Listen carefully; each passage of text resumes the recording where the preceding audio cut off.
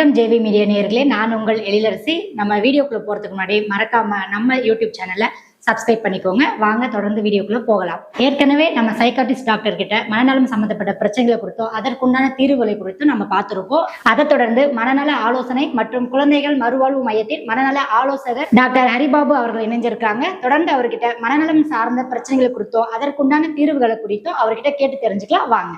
வணக்கம் டாக்டர். வணக்கம் மேடம். எப்படி இருக்கீங்க? நல்லா இருக்கேன் மேடம். நீங்க எப்படி இருக்கீங்க? நல்லா இருக்கோம் டாக்டர். டாக்டர், உங்களை பத்தி ஒரு செல்ஃப் இன்ட்ரோ கொடுங்க டாக்டர் எங்க வீட்ல. வணக்கம், என் பேர் டாக்டர் ஹரிபாபு. நான் வந்து psychologist, founder and managing director of humbleness counselling and child rehab centre.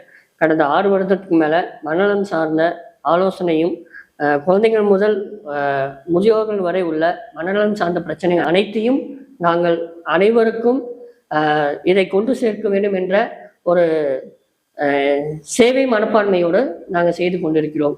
Doctor, mental health அப்படின்னா என்னங்க டாக்டர்? ஃபர்ஸ்ட் மனநலம் அப்படின்றது வந்து எப்படின்னா, மனநலம் உடல்நலம் சம்பந்தம், இருவரும் சம்பந்தம்.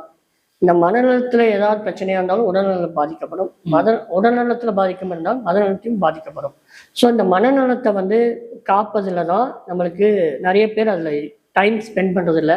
அதுக்கான நேரம் ஒதுக்கி நமக்கான தேவைகள் என்ன, நமக்குள்ள என்னென்ன மாற்றங்கள் ஏற்படுது அப்படிங்கிறதுக்கான எந்த ஒரு விஷயம் செயல்படாதனால அதை மனசுக்குள்ளேயே போட்டு நம் நாளுக்கு நாள் ஏற்படும் விஷயங்கள் எல்லாத்தையும் அழுத்தி வைக்கிறதுனால மனநலம் ஒரு மன பாரமா மாறுது. கண்டிப்பா. ஸோ அந்த மன பாரத்தை பெருசா யோசிக்காம எனக்கு என்னமோ யாரோ வந்து அழுத்துற மாதிரி இருக்கு, அந்த மாதிரி இருக்கு, இந்த மாதிரி இருக்குன்னு அதை புரிதல் இல்லாத ஒரு விஷயம்னால மனநலம் பல பேருக்கு அது விழிப்புணர்வு இருக்குது, ஆனா விழிப்புணர்வை தப்பான நிலையில வச்சிருக்காங்க.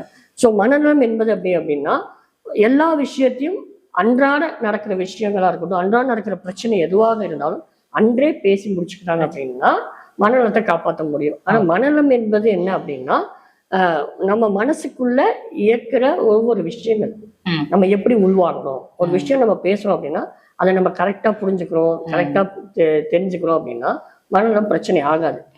நம்ம ஒரு விஷயத்த உள்ள வச்சுக்கிட்டு அது இதுதான் சொல்ல வராங்க நான் வந்து யோசிச்சேன் அப்படின்னா அது மனநலத்தை பாதிக்கும். நாமளா ஒரு ஜட்ஜ்மெண்ட், நாமளா ஒண்ணு முடிவு பண்ணிட்டேன் அப்படின்னா அது ஆப்போசிட்டா நடக்கும்போது அது ஏற்றுக்கொள்ளும் மனப்பான்மை யாரிடமும் இல்லை. ஸோ நான் நினைச்சதுதான் சரி அப்படிங்கிறதுனால அது மனநலம் வந்து இப்போ ரொம்ப ரொம்ப முக்கியத்துவமா இருக்குது. Okay doctor. டாக்டர், இப்போ ஒரு பொதுவா வந்து ஒரு ஹியூமன்னா அவர்கிட்ட இந்த மாதிரி மனநல குறைபாடு இருக்கு, இப்போ ஒரு ஹெல்த்தியான மனநிலையோட இருக்காங்கன்னா அது எப்படி நீங்க ஐடென்டிஃபை பண்ணுவீங்க டாக்டர்? ஹெல்த்தியான மனநிலை இருக்காங்க அப்படின்னா நம்ம மக்கள் பேசுறாங்கல்ல, நன்றான விஷயங்கள், இப்போ நல்ல குடும்பமா இருக்காங்க, நல்ல நண்பர்களா இருக்காங்க அப்படின்னா புரிதல்ன்றது முக்கியம். எந்த அளவுக்கு புரிதலோட கையாளுறாங்களோ ஒவ்வொரு நபர்களிடமும் ஒவ்வொரு குடும்பஸ்தாரர்களும் எப்படி ஒவ்வொருத்தவங்க கையாளுறாங்களோ அதை பொறுத்துதான் மனநலம் பாதிக்கப்படாம இருக்கும். நான் வந்து புரிஞ்சுக்க மாட்டேன், நான் சொல்றதுதான் கேட்கணுன்ற எந்த ஒரு அதிகாரத்தன்மையோட நடந்துக்கிறதாகவும் கையாளுற திறன் என்கிட்டதான் இருக்கு, நான் சொல்ற பிரகாரம் தான் நீங்க பண்ணணும் அப்படிங்கிறது மாதிரி இருந்துச்சு அப்படின்னா அதை வந்து மனநலத்தை வந்து எல்லாருக்கும் பாதிக்கப்படும். கேள்வி கேட்ட இடத்துல இருக்கிற மனிதனுக்கும் பாதிக்கப்படும், பதில் சொல்ற இடத்துல இருக்கிற மனிதனுக்கும் பாதிக்கப்படும். ஸோ எப்படி அவங்கள புரிஞ்சு அவங்கள கையாளு கொண்டு போறாங்களோ அதை பொறுத்துதான் நம்ம வந்து மனநலத்தை வந்து நல்ல மனநலத்தோட இருக்காங்க இல்ல அப்படிங்கிறத சொல்ல முடியும். ஓகே டாக்டர், இன்னைக்கு காலகட்டத்தில் பார்த்தோம்னா நிறைய பேருக்கு இந்த ப்ராப்ளம் இருக்கு, மனநலம் சார்ந்த நிறைய பிரச்சனைகள் இருக்கு. அது இப்போ வந்து இன்னும் ஜாஸ்தியா தான் இருக்கு. இந்த மாதிரி அதிகரிக்கிறதுக்கு வந்து அது காரணம்னா என்ன சொல்வீங்க? இப்போ அந்த காலத்துல பாத்தீங்க அப்படின்னா எல்லாரும் கூட்டு குடும்பமா இருந்தோம். எந்த வீட்டுல சாப்பிட்டாங்க தெரியாது, யார் வீட்டுல தூங்குனாங்கன்னு தெரியாது, எதுவுமே தெரியாது. இப்ப நம்ம வந்து தனி குடுத்தனம், ஒரு நியூக்ளியர் ஃபேமிலி அப்படின்னு ஒரு ஸ்ட்ரக்சருக்குள்ள வந்துட்டோம்.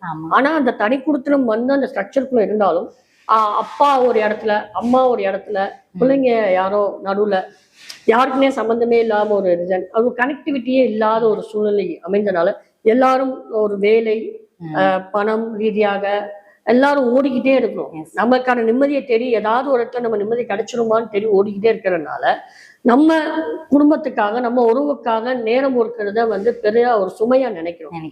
அது சுமையா இல்லாம பாரமா இல்லாம நமக்காக தான் இருக்காங்க, அவங்க கூட பேசுறதுதான் நம்மளுக்கு முக்கியம். எப்போ 4 பேர் சேர்ந்து உட்கார்ந்து பேச ஆரம்பிக்கிறாங்களோ அப்பவே வந்து அவங்களோட மனபாரம் குறைந்து விடும், மன சூழ்நிலை நிம்மதியான சூழ்நிலையா மாறுறதுக்கான வாய்ப்புகளா இருக்கும். ஓகேங்க டாக்டர். இப்போ ஸ்ட்ரெஸ், ஆன்சைட்டி, டிப்ரெஷன் இப்படிலாம் சொல்றாங்க டாக்டர், இந்த 3த்துக்குள்ள வித்தியாசம் என்னங்க? ஸ்ட்ரெஸ் அப்படிங்கிறது வந்து எல்லாருமே இப்போ காலப்போக்கில் எல்லாரும் சர்வசாதாரணமா பயன்படுத்துற வார்த்தையா மாறிடுச்சு. அந்த ஸ்ட்ரெஸ்ன்ற விஷயம் என்ன அப்படின்னா பெருசா வந்து சும்மா தலைவலிக்குதுன்றது சொல்றதுக்கு பதிலா ஒரு ஃபேஷனபிள் டேர்னா யூஸ் பண்றாங்க. எனக்கு தலைவலிக்குது, எனக்கு தலை பாரமா இருக்குதுன்னு சொல்றதுக்கு பதிலா ஸ்ட்ரெஸ்ஸா இருக்கு. ஆனா ஸ்ட்ரெஸ்ஸுக்கான மீனிங் யாருக்குமே தெரியாது. ஸ்ட்ரெஸ்ஸுங்கிறது வந்து ஒரு அழுத்தம், ஆரம்ப கட்டத்தின் ஒரு அழுத்தத்தின் வெளிப்பாடு தான் ஸ்ட்ரெஸ். ஸோ அதுல இருந்து தொடர்ச்சி என்ன ஆகும் அப்படின்னா எனக்கு ஏன் மன அழுத்தமா இருக்கு, ஏன் அடைச்சிக்கிட்டே இருக்கு, அதுல இருந்து ஒரு மன பயம் வரும். அதுதான் ஆங்ஸைட்டியா மாறும். ஆங்ஸைட்டி வந்தோடனே ரொம்ப அதை அழுத்தி போயிடும். ரொம்ப அது ஒரு என்ன சொல்ற ஒரு எக்ஸ்ட்ரீம் லெவலுக்கு போனோடனே டிப்ரெஷனா மாறிடும். ஸோ அந்த கால சூழ்நிலை பொறுத்து இப்ப ஸ்ட்ரெஸ்னா குறிப்பிட்ட நாட்கள் வந்துச்சுன்னா ஸ்ட்ரெஸ், அந்த ஸ்ட்ரெஸ்ஸின் தொடர்ச்சியா வந்தீங்கன்னா அதை தொடர்ந்து ஆங்ஸைட்டியா வரும். ஆங்ஸைட்டி இதெல்லாம் கலந்து போய் டிப்ரெஷனா வரும். அந்த டிப்ரெஷன் என்னவா இருக்குன்னா எத்தனை நாள் இருக்கோ அந்த காலநிலையை பொறுத்துதான் அதை சொல்ல முடியும். ஆனா எல்லாரும் என்ன சொல்றாங்க, எடுத்த உடனே எனக்கு டிப்ரெஷனா இருக்கு, ஒரே ஸ்ட்ரெஸ்ஸா இருக்கு. ஆனா ஆக்சுவல் மீனிங் அதுக்கு கிடையவே கிடையாது. ஆக்சுவல் மீனிங் அப்படின்னு என்னன்னா வந்து அது குறிப்பிட்ட நாட்கள் கூட நம்ம சொல்ல மாட்டோம். குறிப்பிட்ட நாட்கள் அதுக்காக நிலைப்பாடை உருவாக்குறதுக்கான நிலையும் உருவாக்க மாட்டோம். ஒரு விதமான ஒரு ப்ரெஷர் உருவாயிடுச்சுனாவே ஸ்ட்ரெஸ் அப்படின்னு நம்ம சொல்லிடுறோம். ஸ்ட்ரெஸ்ன்றது அது கிடையவே கிடையாது. அதுக்குள்ள நிறைய மீனிங் இருக்கு. கொஞ்ச நாள் தூங்க மாட்டோம், சாப்பாடு பசி இருக்காது, இந்த மாதிரி ஆரம்ப கட்டத்துல இந்த மாதிரி ஆரம்பிக்கும். ஒரு விதமான எரிச்சல் தன்மை எது வேணாலும் இருக்கலாம். ஸோ பல்வேறு காரணங்கள் சூழ்நிலை இருக்கு. அவங்களோட இடம் சுற்றி உள்ளவங்களால இருக்கலாம், இல்லை அவங்க வேலை செய்யற இடத்துல இருக்கலாம். ஏதாவது ஒரு காரணங்கள் 1-2 காரணங்கள் இருந்தா மட்டும்தான் அந்த ஸ்ட்ரெஸ்ஸை நம்ம சொல்ல முடியும். ஆனா எடுத்த உடனே ஒரு ப்ரெஷர், ஒர்க் ரொம்ப ப்ரெஷரா இருக்கு, இல்ல ஃபேமிலியில ரொம்ப ப்ரெஷரா இருக்குன்னு உடனே ஸ்ட்ரெஸ் அப்படின்னு ஒரு ஈஸியா அது ஒரு ஃபேஷனபிள் நான் யூஸ் பண்ணிட்டு இருக்கேன். பட் ஸ்ட்ரெஸ்ஸுங்கிறது வந்து நிறைய உள்ளுக்குள்ள மீனிங் இருக்கு, அதுக்கான சிம்டம்ஸ் இருக்கு. ஸோ அதை பேஸ் பண்ணி தான் நம்ம ஸ்ட்ரெஸ் நம்ம சொல்ல முடியும். எடுத்த உடனே ஸ்ட்ரெஸ்ன்னு சொல்றதுக்கு வாய்ப்புகள் இல்லை. ஸோ ஸ்ட்ரெஸ்ஸை தொடர்ந்து ஒரு குறிப்பிட்ட நாட்கள் கடந்து டிப்ரெஷனை மாறணும்னா அதுக்கு ஒரு குறிப்பிட்ட காலநிலை இருக்கு. ஸோ அந்த காலநிலை அளவுகோலை வச்சுதான் நம்ம வந்து அது ஸ்ட்ரெஸ்ஸா இல்லை டிப்ரெஷனா அப்படிங்கிறத நம்ம சொல்ல முடியும். ஆங்ஸைட்டிங்கிறது ஒரு சிம்டமா இருக்கலாம். டாக்டர், மனநல பிரச்சனை வருதுன்னா அதோட ஆரம்ப அறிகுறினா என்ன டாக்டர், நம்ம எப்படி ஐடென்டிஃபை பண்ணலாம்? இப்ப ஆரம்ப அறிகுறி அப்படின்றது நான் என்ன சொன்னேன், ஏற்கனவே சொன்ன மாதிரி இந்த தூக்கம் இல்லாம, பசி, இல்ல வந்து நான் நார்மலா என்னோட குணாதிசயம் இதுதான், ஆனா குணாதிசயம் வேற மாதிரி மாறும். நான் கோவப்பட மாட்டேன், எனக்கு கோவப்பட தெரியாது, ஆனா எதுக்கு கோவப்படுறேன்னு எனக்கு தெரியல, இல்ல சின்ன சிறு விஷயத்துக்குலாம் சிறு விழுகிறது, நம்ம எரிச்சல் ஊட்டும் தன்மைகள். ஸோ அந்த மாதிரி ஏதாவது நம்ம நார்மலா இருக்கிற ரொட்டீன்ல இருந்து ஏதாவது மாற்றங்கள் மாறிச்சு அப்படின்னாவே அது வந்து ஆரம்ப கட்ட நிலை. அது ஆரம்பமாவே இருக்கும்போது அந்த மனநல ஆலோசகரை ஆலோசிக்கலாம். சோ மனநல ஆலோசகர் எப்ப ஆலோசிக்கணும், மனநல மருத்துவர் எப்ப ஆலோசிக்கணும்ன்ற 2 விஷயங்கள் இருக்கு. சோ சில விஷயங்கள் கவுன்சிலிங் மூலியமா, மனநல ஆலோசனை மூலியமாவே வெளியே கொண்டு வந்துடலாம். சில விஷயங்கள் மருத்துவர் ஆலோசிச்சுதான், மாத்திரை மருந்துகள் எடுத்துக்கொண்டுதான் அது வந்து இது பண்ணணும். ஸோ அது என்ன அப்படின்னா நம்ம இருவேறு மனநிலத்தை வந்து இருப்பாடா நம்ம பிரிக்கலாம், 2 விஷயமா பிரிக்கலாம். ஸோ அது எப்படின்னா சைக்கோசிஸ், நியூரோசிஸ் அப்படிம்போம். சைக்கோசிஸ் அப்படின்னா நம்ம சிவியர், ரொம்ப இதை வந்து தீர்க்கவே முடியாது, ஆலோசனை மூலியமா அதை தீர்க்கவே முடியாது அப்படின்னா அது வந்து மனநல மருத்துவரை ஆலோசிக்கணும். தீர்க்க முடிய பிரச்சனைகள் அப்படின்னா அது ஆலோசனை மூலியமாவே, தெரப்பி மூலியமா அசஸ் பண்ணி என்ன பண்ணணும், அதுக்கான நடவடிக்கைகள் என்ன எடுக்கணுமோ அதை எடுத்துட்டோம் அப்படின்னா அது வந்து சைக்காலஜிஸ்டே பண்ணிடலாம். ஸோ பேசிக்கா ஸ்டார்டிங்கா இருக்கிற ஸ்டேஜஸ் எல்லாமே வந்து கவுன்சிலிங் மேக்சிமம் பண்ண முடியும். அதுலயும் சில விஷயங்கள் வந்து ஒரு மெடிக்கேஷனோட சப்போர்ட்டோட கவுன்சிலிங் கொடுத்தோம்னாலும் யூஸ் பண்ண முடியும்.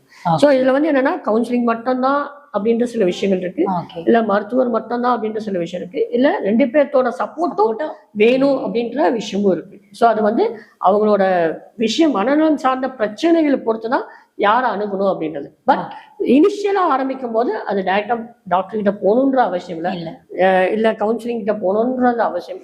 பட் கவுன்சிலிங் பண்றது வந்து ஆனா என்ன சொல்றாங்க, கவுன்சிலிங் போனா அப்படின்ற ஒரு விஷயம் ஏதாவது சொல்லிடுவாங்களோ, ஏன்னா மனநலத்தை வந்து இன்னமும் வந்து தவறான ஒரு எண்ணங்களாவே வச்சிருக்காங்க. ஆனா அது என்னன்னா கடைசி ஸ்டேஜ் போனதுக்கு அப்புறம் வந்து காப்பாத்துங்க அப்படின்ற ஒரு ஸ்டேஜ்ல வந்து இல்ல சில பேர் நினைப்பாங்க நம்மளே டிப்ரெஷன்ல இருக்கிறோம், அங்க போனா அவங்க ஏதாவது சொன்னா நமக்கு இன்னும் டிப்ரெஷன் ஆயிடும், நமக்கு இன்னும் ஒரு ஸ்ட்ரெஸ் ஆயிடும், ஏதாவது சொல்லிடுவாங்களோன்ற பயத்தினாலே நிறைய பேர் இன்னும் வந்து கன்சல்ட் பண்ணாம இருக்காங்க. அது என்ன அப்படின்னா இவர் என்னை புரிஞ்சுக்கிட்டாங்கன்னே வந்து என்னை கையாள தெரியல. அவங்க கையாள மேக்சிமம் இங்க மனநலம் சார்ந்த பிரச்சனை எதனால வருதுன்னா நம்மளை கண்டுக்க மாட்டேறாங்க, நம்மளுக்கு பேசுறதுக்கான நேரம் இல்ல, நமக்கு கண்டுகொள்றதுக்கு யாரும் இல்ல அப்படின்ற ஒரு தனிமை விரக்தியில இருக்கிறதுனாலதான் அது மனநலம். ஆனா பேசுறதுக்கு நாங்க இருக்கோம், நீங்க சொல்ல மட்டும் வாங்க, நாங்க உங்களை கேட்க தயாரா இருக்கோம்னு சொல்றதான் நாங்க மனநல ஆலோசனை சொல்றோம். சோ தயவு செய்து உங்களுக்கு யாரும் இல்லை அப்படின்ற ஒரு எண்ணங்கள் வேண்டாம். உங்கள் பிரச்சனையை காது கொடுத்து கேட்பதற்கு தான் மனநல ஆலோசகர் என்பது ஒருவர் இருக்கிறாங்க. கண்டிப்பாங்க டாக்டர். இப்ப நிறைய பேர் பாத்தீங்கன்னா ஏன்னா திடீர்னு ஒல்லி ஆயிட்டு அப்படின்னா ரொம்ப ஓவர் திங்கிங், அதனாலதான் ஒல்லி ஆயிட்டு அந்த மாதிரி எல்லாம் சொல்லுவாங்க. நிறைய பேருக்கு இப்போ ஓவர் திங்கிங் இருக்கு, அதே மாதிரி நெகட்டிவ் திங்கிங் நிறைய பேருக்கு இருக்குங்க டாக்டர். இது எதனால வருது, இது எப்படி நம்ம கண்ட்ரோல் பண்ணலாம்? ஓகே, இந்த ஓவர் திங்கிங் இந்த இதுக்கும் ஒல்லியாரன் குண்டாரனுக்கும் எந்த சம்பந்தமும் இல்லை. பட் இதுல என்ன அப்படின்னா சின்ன வயசுல இருந்தே அந்த குழந்தைகளை வந்து ரொம்ப பொத்தி பொத்தி வளர்த்துருப்பாங்க. கீழே விழுந்தா உடனே போய் பிடிக்கிறது, கீழே வந்து ஏதாவது எடுத்து சாப்பிடக்கூடாது, ரொம்ப பொத்தி பொத்தி. அதே மாதிரி கேட்ட பொருள் எல்லாத்தையும் வாங்கி வாங்கி கொடுக்கறது. ஒரு 10,000 ரூபாய்க்கு சைக்கிள் கேட்டாலும் வாங்கி கொடுப்பாங்க, ஒரு 1000 ரூபாய்க்கு பொருள் கேட்டாலும் எதை கேட்டாலும் இல்லைன்னு சொல்லி பழகினது இல்லை பேரண்ட்ஸ் யாருமே. ஸோ அது வந்து குறிப்பிட்ட ஸ்டேஜுக்கு அப்புறம் என்ன ஆகுதுன்னா அவங்க வந்து வளர வளர அவங்க ஸ்டாண்டர்ட் மாற மாற அதுக்கான நிதி சுமை எல்லாமே ஏறுறதுனால பேரண்ட்ஸ் வந்து குழந்தைங்க கூட டைம் ஸ்பெண்ட் பண்றதுக்கான நேரம் இல்லை. ஸோ அதனால என்ன ஆகுது, அதே சமயம் அந்த குழந்தை வந்து ஆசைப்பட்டு ஸ்கூல் முடிஞ்சு வரும்போது பேசணும்னு நினைக்கும் போது என்ன ஆகுது அப்படின்னா எனக்கு பேசுறதுக்கு நேரம் இல்லை, நீ அப்புறமேல வந்து சொல்லு. ஸோ அந்த அவாய்டன்ஸ் ஆகணும்னு என்ன ஆகுதுன்னா அது அப்பா என்னை கண்டுக்கல, அப்பா எனக்கு கேர் கொடுக்கல, இல்ல அம்மா எனக்கு கண்டுக்கல, அம்மா எனக்கு கேர் கொடுக்கலன்ற ஒரு விஷயத்தினால மன இறுக்கம் ஆகுது.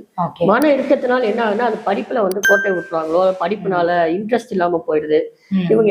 அப்ப என்ன கடைசியில ஒரு கட்டத்துல என்ன ஆகுது அப்படின்னா என்னை புரிஞ்சுக்க யாருமே இல்லை, என்னை கேட்க யாருமே இல்லை, என்னை கண்டுக்க யாருமே இல்லை அப்படின்னு அவங்களுக்குள்ளேயே ஒரு நிறைய எண்ணங்கள் ஓடிக்கிட்டே இருக்கனால யாருமே எனக்கு இல்லை, அப்ப நான் எதுக்கு அப்படின்ற ஒரு கேள்விக்குறி அவங்களை நாளுக்கு நாள் கேட்டுக்கொண்டே இருக்கிறதுனாலதான் தவறான எண்ணங்களும் தவறான முடிவுகளுக்கான ஒரு விளைவா போய் சேருது. அதுக்கு வந்து பெற்றோர்கள் தான் சொல்றேன், பெற்றோர்கள் எல்லாருமே ஒன்னா இருந்து குழந்தைகளை எப்போதும் போல எந்த ஒரு மாறுபாடு இல்லாம அந்த மாறுபாடு ஏற்பட்டாலும் எதனால் ஏற்படுது அப்படிங்கிற ஒரு விஷயத்தையும் குழந்தைங்களுக்கு சொல்லணும். அப்படி இருந்தா மட்டும்தான் தவறான எண்ணங்களும் தவறான முடிவுகளையும் குறைக்க முடியும் என்பதை சொல்லிவிடுறேன். ஓகேங்க டாக்டர். டாக்டர் இப்போ ரீசெண்டா பார்த்தோம்னா நிறைய சோஷியல் மீடியா தான், எங்க பார்த்தாலும் சோஷியல் மீடியாஸ் தான், கையில குழந்தைங்க முதற்கொண்டு பெரியவங்க வேற ஃபோன் தான். இன்னைக்கு வந்து ரிலேட்டிவ்ஸ் கூட டைம் ஸ்பெண்ட் பண்றது போயிடுச்சு. நீங்க ஏற்கனவே சொன்ன மாதிரி எல்லாமே மொபைல் தான் யூஸ் பண்ணிட்டு இருக்காங்க. ஸோ இதனால வந்து அவங்களுக்கு நிறைய மனநலம் சார்ந்த பிரச்சனைகள் வருதா அப்படிங்கிறத சொல்லுங்க டாக்டர். நான் தான் சொல்றேன், அந்த குழந்தைகளை வந்து நம்ம பேசுறதுக்கும் நமக்கு அவங்க கூட டைம் ஸ்பெண்ட் பண்றதுக்கும் நேரம் இல்லை. நம்மளை டிஸ்டர்ப் பண்ணாம இருந்தா சரின்ற ஒரு விஷயத்தினால கொடுத்த ஒரு பொருள் தான் மொபைல். நம்மளை வந்து சாப்பிட்றதுக்கு நம்ம ரொம்ப ப்ரெஷர் பண்ணக்கூடாது, நம்மளை மெனக்கிடக்கூடாது, நம்ம வந்து ஃப்ரீடா இருக்கணும், நம்மளுக்கு கொஞ்சம் ஸ்பேஸ் வேணும், நம்மளுக்கும் கொஞ்சம் பிரைவசி வேணும்னு இப்ப இருக்கிறோமோ எப்ப இருக்கிற தாய்மார்களோ இல்ல பெற்றோர்களோ யாராவது இருக்கட்டும், அவங்க நினைக்கிறது என்னன்னா பிள்ளைங்க சாப்பிட மாட்டேங்கிறாங்க, நான் கொடுக்குற ஸ்பீடுக்கு சாப்பிட மாட்டேங்கிறாங்க, இல்ல நான் சொல்ற விஷயங்கள் கேட்க மாட்டேங்கிறாங்க அப்படின்னா நம்ம சின்ன வயசுல டிவியை பாரு அதை பாரு டைவர்ட் பண்றதுக்கான யூஸ் பண்ண விஷயம் எல்லாமே இப்ப அடிக்ஷனா மாறிடுச்சு.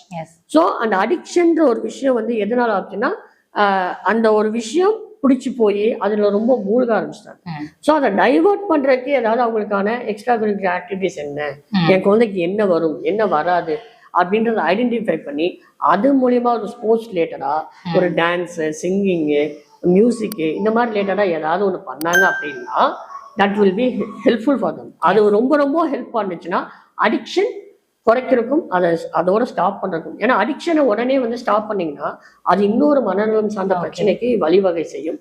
ஸோ அதனால அடிக்ஷன் வெளியே வரணும் அப்படின்னா அவங்களுக்கு டைவர்ஷனுக்கு ஆல்டர்னேட் சோர்ஸா ஒன்று டெவலப் பண்ணி வச்சுட்டு தான் நீங்க அதை வந்து எராடிகேட் பண்ண முடியும். அதை உடனே நிறுத்து அப்படின்னா அது இன்னொரு பிரச்சனை கொண்டு போயிடும்.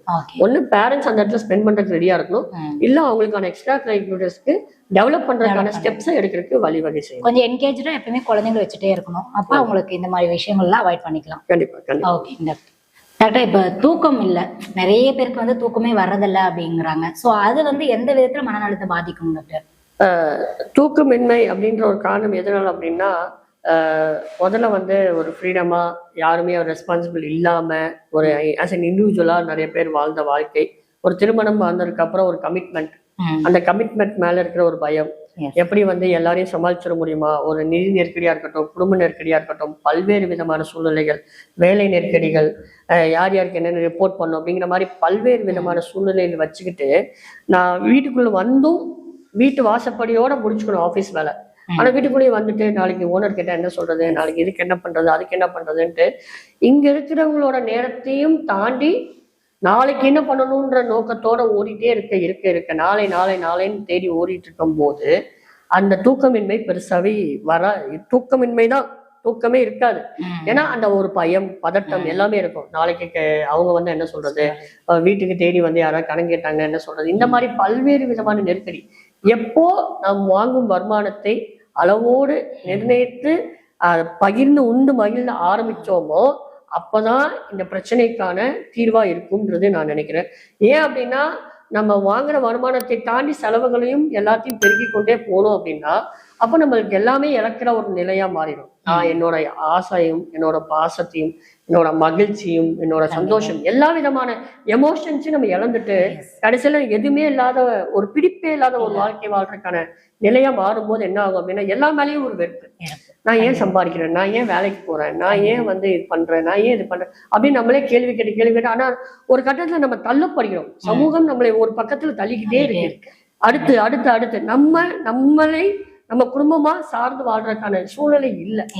சோ அதனால என்ன ஆகணும், நம்ம எப்போ நம்ம நின்று நம்ம வாழ்ற வாழ்க்கையை நான் இப்படிதான் அப்படின்னு நம்ம நினைச்சு எப்போ வாழ்றோமோ அப்பதான் எல்லா விஷயமும் நம்ம ஒரு கண்ட்ரோல்ல இருக்க முடியும். நான் முடிவெடுக்கணும், என் குடும்பத்துக்கு என்ன தேவை, எனக்கு என்ன தேவை, என் பிள்ளைகளுக்கு என்ன தேவை அப்படின்றத நான் நினைச்சு நான் எல்லாத்தையும் கூட்டா இருந்து கலந்து ஆலோசித்து முடிவெடுத்தாதான் நல்லா இருக்கும். அதே ஒரு மனித தன்மையா முடிவெடுக்க கூடாது. எல்லாரையும் சேர்ந்து அரவணைச்சு உங்ககிட்ட என்ன பாயிண்ட்ஸ், என்கிட்ட என்ன பாயிண்ட்ஸ், 2 பேரும் பேசி அந்த எடுக்கிற முடிவு எதுல வந்து அதிகமான நல்ல விஷயமா இருக்குதோ அதை முன்னெடுத்து செஞ்சா நல்லது. அது ஒய்ஃப் செஞ்சனால நான் செய்வேன், இல்ல நான் செஞ்சாதான் செய்வேன் அப்படின்ற எந்த ஒரு வேறுபாடு இல்லாம எல்லாரையும் அரவணைச்சு வாழ்ந்தீங்கன்னா தூக்கம் எல்லாமே திருப்பி மீண்டு வரும், சந்தோஷம் மனநிறைவு வரும். கண்டிப்பா அது வந்துச்சுனாவே தூக்கமின்மை போயிடும். டாக்டர், இப்போ ஹஸ்பண்ட் ஒய்ஃபு அண்ட் ரிலேட்டிவ்ஸு இவங்க மத்தியிலலாம் வந்து நிறைய மனநல பிரச்சனைகள் ஏற்படுறதுக்கான காரணங்கள் என்னவா இருக்கும்னு நினைக்கிறீங்க டாக்டர்? குடும்பத்தை சார்ந்த பிரச்சனைகள் அப்படின்னு என்னன்னு பார்த்தா அப்படின்னா முதல்ல வந்து புரிதல் தன்மை ரொம்ப குறைவு. இப்ப என்ன அப்படின்னா அந்த காலத்துல வந்து அட்ஜஸ்ட் பண்ணி வாழ்ந்தோம். அப்ப வந்து படிப்புன்ற ஒரு பெரிய முக்கியத்துவம் கிடையாது, சம்பாத்தியம் என்பது முக்கியத்துவம் இல்லை. இப்போ நாளுக்கு நாள் மேம்பட்டு வரும், கலாச்சார மேம்பாடு அப்படின்ற எல்லா விஷயம் மேம்படுத்த வரும்போது என்ன ஆகுதுன்னா அது இன்னொரு பிரச்சனையை வளர்க்குது. எவ்வளவுக்கெல்லாம் நம்ம டெவலப் ஆகி முன்னேறி வந்துட்டு இருக்கோமோ அதுக்கு தாழ்ந்த பிரச்சனைகளும் வளர்ந்து கொண்டே வருகிறது. ஸோ அப்ப என்னன்னா இப்ப கணவன் மனைவி இருவரும் படிச்சிருக்காங்க, இருவரும் சம்பாதிக்கிறாங்க, இருவரும் வேலைக்கு போறாங்க அப்படின்னா அந்த புரிதல் நம்ம குறையுது. அந்த இடத்துல வந்து என்னன்னா ஒரு ஈகோன்ற ஒரு விஷயம் வந்துரு. நீங்களும் சம்பாதிக்கிறீங்க, நானும் சம்பாதிக்கிறேன், நீங்களும் வேலைக்கு போறீங்க, நானும் வேலைக்கு போறேன், நீங்க என்ன கேட்காதீங்க, நான் உங்களை கேட்காதீங்க அப்படின்ற மாதிரி தேவைப்படும் இடத்துல பயன்படுத்தாம அது ரெகுலரா எப்பயும் போல பேசுற மாதிரி பேசிட்டு போறதுனால அந்த புரிதலின் தன்மை குறைகிறது. அதனால வந்து என்னன்னா நாளுக்கு நாள் மிஸ் அண்டர்ஸ்டாண்டிங் ஒரு விஷயம், சண்டை சச்சரவுகள், அதனால வந்து நான் அடிக்ட் ஆறேன், அது பண்றேன், இது பண்றேன், அதனால நிறைய விதமான குடும்ப சீரழிவு நடந்து கொண்டே இருக்கிறது. என்ன அப்படின்னா அந்த குழந்தைங்களை அதனால பாதிக்கப்படுறாங்க. குழந்தைங்களுக்கு முன்னாடி வந்து சண்டை போடுறது, அதனால வந்து இப்போ ஒரு படத்துல சூர்யா கூட சொல்லியிருப்பாரு, கெட்ட வார்த்தை இல்ல கேட்ட வார்த்தை அப்படின்னு சொல்லியிருப்பாரு. சோ நம்ம கலோக்கியலா நம்ம குழந்தைங்க முன்னாடி பேசுற வார்த்தைகள் எல்லாமே வந்து அதை கேட்டு அதை எங்க பயன்படுத்தணும்னு தெரியாம எல்லா இடத்துலயும் அந்த வார்த்தையை உபயோகிக்கிற மாதிரியான சூழ்நிலைக்கு உருவாக்குற காரணம் நம்ம பெற்றோர்களா இருக்கும். சோ தயவு செய்து எந்த விதமாக இருந்தாலும் சரி, எந்த விதமான சூழ்நிலைகளா இருந்தாலும் சரி, அன்றாடம் போடும் சண்டைக்கு அன்றாட தீர்வு எடுத்துக்கொள்ளுங்கள். ஏன்னா அதை நாளுக்கு நாள் இன்னைக்கு கோபமா இருக்காங்க, நாளைக்கு பேசிக்கலாம், இன்னைக்கு 2 நாள் சமைக்க மாட்டாங்க, நாளைக்கு சமைக்க சொல்லலாம் அப்படின்ற மாதிரி தயவு செய்து ஆற போடாதீங்க, தள்ளி போடாதீங்க. எவ்வளவு பெரிய பிரச்சனையா இருந்தாலும் சரி தயவு செய்து ஒரே வார்த்தை ஒரு சாரின்ற கேட்கறதுல அந்த ஒரு கௌரவ குறைச்சல் தேவையில்லை. நம்ம மனைவி தான், நம்ம கணவர் தான் அப்படின்ற ஒரு விஷயத்த புரிஞ்சுக்கிட்டு விட்டு கொடுத்து போனீங்க அப்படின்னா எந்த இடத்துல விட்டு கொடுக்கணும், எப்பப்பா நானும் விட்டு கொடுத்து போறதுனால நம்ம குடும்பம் காப்பாற்றப்படுகிறது இந்த ஒரு விஷயத்தை புரிந்து கொண்டாலே போதும். அது அவங்கதான் கேட்கணும், நான் தான் கேட்கணும் இல்லை, நம்ம குடும்பம் நல்லா இருக்கு அவ்வளவுதான். அது யாரு கேட்டாலும் என்ன, அது கணவன் கேட்டாலும் என்ன, மனைவி கேட்டாலும் என்ன, கேட்கறது யாரா இருந்தாலும் நம்ம குடும்பம் பின் விளைவுல பின்னாசி கடைசியில வந்து நம்ம வந்து சந்தோஷமா இருக்க போறோம். மகிழ்வோடு இருக்க போறோம் அப்படின்றதுனால அந்த ஒரு விஷயத்த தாரக மந்திரத்தை மனசுல வச்சுக்கிட்டு தயவு செய்து மன்னிப்பு கேட்பதில் எந்தவித தயக்கமும் வேண்டாம். அதனால நம்ம குடும்பமும் நம்ம குழந்தையோட சந்தோஷமா வாழ போறோம்ன்றத மட்டும் மனசுல வச்சுக்கோங்க. கண்டிப்பாங்க டாக்டர். டாக்டர் இப்போ என்னென்ன மாதிரியான பிரச்சனைகளுக்கெல்லாம் சைக்காலஜிஸ்ட்டை பார்க்கணும்? இப்போ குழந்தைங்கன்னு எடுத்துட்டீங்க அப்படின்னா ஒரு கற்றல் குறைபாடு உள்ள குழந்தைகள், இது கவனச்சிதைவு, இல்ல ரொம்ப துருன்னு இருக்கிற மாதிரியான பிரச்சனைகள், இந்த மாதிரி இருக்கிறவங்களுக்குலாம் முதல்ல பேஸா என்ன அசஸ்மெண்ட் என்ன பண்றாங்க, எதனால அந்த குழந்தைகள் இந்த பிரச்சனை வருது அப்படிங்கிற மாதிரி அசஸ்மெண்ட்டாக இருக்கட்டும், அதுக்கான கைடன்ஸாக இருக்கட்டும், அதை நம்ம குழந்தைகள் பருவத்தில் அதெல்லாம் நம்ம பண்ணலாம். அதே மாதிரி ஒரு கல்யாணமானவங்க இல்லை கல்யாணம் நடக்க போகிறவங்க அப்படிங்கிற மாதிரி இருந்தாங்க அப்படின்னா, கல்யாணத்துக்கு முன்னாடி இவங்களை பற்றி எனக்கு தெரிஞ்சுக்கணும், இல்லை இவங்களை பற்றி எங்களுக்குள்ள எப்படி இருக்கு புரிதல், எங்கள் 2 பேத்துக்குமான புரிதல் எப்படி இருக்கு, அதை பற்றி தெரிஞ்சுக்கணும் அப்படின்னா அதுக்கான கைடன்ஸும் நம்ம ப்ரீ மேரிட்டல் கவுன்சிலிங், திருமண முன் ஆலோசனை அப்படின்ற ஒரு விஷயம் நம்ம கொடுக்குறோம். அதே மாதிரி திருமணத்துக்கு அப்புறம் எங்களுக்கான புரிதல் எப்படி இருக்குது, அதை எப்படி மேம்படுத்திக்கணும், எங்கள் 2 பேருக்கு எதை விட்டு கொடுக்கணும், எதை நாங்கள் சரி பண்ணிக்கணும், எங்களுக்குள்ள என்னென்ன மாற்றங்கள் என்னென்ன விஷயங்களை நாங்கள் புரிஞ்சுக்கணும் அப்படின்ற ஒரு விஷயத்துக்காக திருமண ஆலோசனை. அதுக்கப்புறம் வர அந்த ஈகோ ப்ராப்ளம்ஸாக இருக்கட்டும், ஒரு மிஸ் அண்டர்ஸ்டாண்டிங்காக இருக்கட்டும், தாம்பத்திய உறவுல இருக்கிற விஷயங்களா இருக்கட்டும், அன்னோனியமாக இருக்கட்டும், இந்த மாதிரி அன்பு பாசம் அரவணைப்பை எப்படி நம்ம கொடுத்தணும், எப்படி கொடுக்கல் வாங்கல் முறையா இருக்கணும், என்ன விதமாக இருந்தாலும் அது திருமண ஆலோசனை அப்படின்ற ஒரு விஷயத்துல நம்ம கொடுக்குறோம். அதே மாதிரி அதை தாண்டி என்ன அப்படின்னா நார்மலா இருக்கிற இந்த ஸ்ட்ரெஸ், இந்த ஆங்ஸைட்டி, இந்த டிப்ரெஷன், இந்த பேசிக் லெவல்ல இருக்குது அப்படின்ற ஒரு ஆரம்ப கட்ட நிலையில இருக்கிற விஷயத்த எல்லாமே நம்ம கவுன்சிலிங் கொடுக்கலாம். கவுன்சிலிங்கை தாண்டி என்ன பண்ணோம் அப்படின்னா அவங்களோட பிஹேவியர்ல இருக்கட்டும், அவங்களோட காக்னிஷன் அப்படின்னு சொல்லுவாங்க, அவங்களோட எண்ண ஓட்டங்கள், இதுக்கு சார்ந்த ஒரு டெஸ்ட் இருக்கும். ஸோ அதெல்லாம் நம்ம டெஸ்ட் எடுத்துட்டு அவங்க எந்த லெவல்ல இருக்காங்க, அவங்களுக்கு என்ன, அவங்களோட குணாதிசயம் என்ன அப்படிங்கிறத கண்டுபிடிக்கிறதுக்கு அதுக்கான சில டெஸ்ட் பண்றோம். அதெல்லாம் நம்ம பண்ணிக்கலாம். அதே மாதிரி வேற என்ன பண்ண முடியும் அப்படி அவங்களுக்கு தேவையான பயிற்சி, அந்த எண்ண ஓட்டங்களை எப்படி மேம்படுத்தி கொண்டு வர்றது, இல்லை அவங்களோட குணாதிசயத்தை எப்படி புரிஞ்சுக்கிறது, அதுக்கான பயிற்சிகள். அப்புறம் அவங்களோட பயத்தை போக்குறதுக்கான பயிற்சி, அவங்களோட அழுது முடிச்சு அதுல இருந்து எப்படி கொண்டு வர்றது. ஸோ இந்த மாதிரி அவங்களோட எமோஷன்ஸா இருக்கட்டும், அவங்களோட ஃபீலிங்ஸா இருக்கட்டும், எல்லா இடத்துலையும் அவங்களை அதுல இருந்து வெளியே கொண்டு வரதுக்கான பயிற்சி நடவடிக்கையா இருக்கட்டும், அவங்க எல்லாத்தையும் கையாளுறது எப்படின்றத ஆலோசனை மூலமா நம்ம சைக்காலஜிஸ்டை நீங்க அணுகலாம். ஓகேங்க டாக்டர். இப்போ வீடியோட ஆரம்பத்திலே சொன்னீங்க குழந்தைக்கு மறுவாழ்வு மையம் வச்சிருக்கோம் அப்படின்னு சொன்னீங்க. ஸோ அங்க எந்த மாதிரியான குழந்தைங்க வராங்க, அவங்களுக்கு என்ன மாதிரியான ட்ரீட்மெண்ட் நீங்க பண்ணிட்டு இருக்கீங்க டாக்டர்? குழந்தைகள் மறுவாழ்வு மையத்துல என்ன மாதிரி குழந்தைங்க வர்றாங்க அப்படின்னா, இந்த கற்றல் குறைபாடு, கவனச்சிதைவு, இந்த குறும்புத்தனம் அதிகமா இருக்குது, அவங்களால கண்ட்ரோல் பண்ண முடியல, அவங்க சமாளிக்க முடியல, அதனால அவங்க படிப்புல பாதிக்கப்படுறாங்க. ஸோ அதில் சிலவங்களுக்கு பேச்சு வரல, பேச்சு பயிற்சி, இல்லை அவங்களுக்கான செயல்திறன் பயிற்சி, கை காலெலாம் அவங்களுக்கு இது வரல, ஃபிட்ஸ் அது ரிலேட்டடா, இல்லை நியூரலாஜிக்கல் ப்ராப்ளம்ஸ் ரிலேட்டடாக என்னென்ன மாதிரியான ப்ராப்ளம்ஸ்லாம் இருக்கோ அதுக்கு தேவையான தகுந்த சிகிச்சை முறைகள்லாம் இங்கே வழங்கப்பட்டிருக்குது. ஸோ இந்த ஆட்டிசம், செரிபிரல் பால்சி அப்படின்ற மாதிரியான கண்டிஷன்ஸ்லாம் இருக்குது. So hyper active ADHD, attention deficit அப்படிங்கிற மாதிரியான குழந்தைகள் எல்லாமே இருக்கிறது. இந்த மாதிரி பிரச்சனை உள்ள குழந்தைங்களுக்குலாம் ஆக்குபேஷனல் தெரப்பி, ஸ்பீச் தெரப்பி, அப்புறம் ஸ்பெஷல் எஜுகேஷன், அப்புறம் யோகா, பிசியோதெரப்பி, இந்த மாதிரி மல்டிபிள் டைப்ஸ். அந்த குழந்தைங்களுக்கு என்ன தேவை, எந்த இடத்துல அந்த குழந்தைக்கு குறை இருக்கோ அந்த குறைய நிறைய மாத்திரக்கு என்ன செய்ய முடியுமோ. இப்ப சுத்தமா அந்த குழந்தைக்கு படிப்பே இல்லை, IQ ரொம்ப புவரா இருக்கு அப்படின்னா அந்த குழந்தை அவங்க வாழ்க்கையை எப்படி பார்த்துக்கணும், அவங்களை எப்படி டேக் கேர் பண்ணிக்கணுங்கிறதுக்கான அவங்களோட அன்றாட வாழ்க்கையில அவங்க குளிக்கிறது எப்படி, சாப்பிட்றது எப்படி, அவங்களுக்கு துணி மாத்திக்கிறது எப்படி, அவங்களை எப்படி குரூம் பண்ணிக்கிறது, அந்த மாதிரி அவங்க லைஃபை யாரோட சார்ந்தும் வாழாம அவங்க வாழ்க்கையை அவங்களா வாழ்றதுக்கு என்ன பயிற்சி அளிக்கிறோமோ எல்லா விதமான பயிற்சியும் நம்ம அழிச்சு கொண்டு இருக்கிறோம்.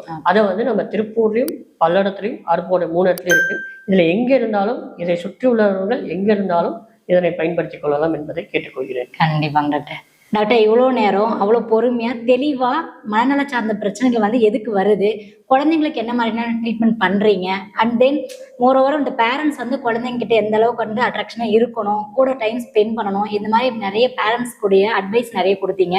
ஸோ இவ்வளோ தெளிவா அழகா எக்ஸ்பிளைன் பண்ணீங்க. நிச்சயமா இது எங்க வியூவர்ஸ்க்கு ரொம்பவும் பயனுள்ளதா இருந்திருக்கும் நான் நம்புறேன் டாக்டர். நன்றிங்க டாக்டர். இவ்வளவு நேரம் மனநலம் சார்ந்த பிரச்சனைகளை பத்தியும் அதற்குண்டான தீர்வுகள், அது வராம தடுக்கிறோம்னா நாம என்னென்ன மாதிரியான ஸ்டெப்ஸ் எல்லாம் ஃபாலோ பண்ணணும், இப்படி பலதரப்பட்ட கேள்விகளுக்கு டாக்டர் ஹரிபாபு அவர்கள் விளக்கம் கொடுத்தாரு. இந்த வீடியோ உங்களுக்கு மிகவும் பயனுள்ளதா இருந்திருக்கும் நான் நம்புறேன். இதே மாதிரி இன்ட்ரெஸ்டிங்கான ரொம்பவும் பயனுள்ளதான வீடியோவில் நான் உங்களை சந்திக்கிறேன். அதுவரை உங்களிடமிருந்து விடைபெறுவது உங்கள் எழிலரசி. நன்றி.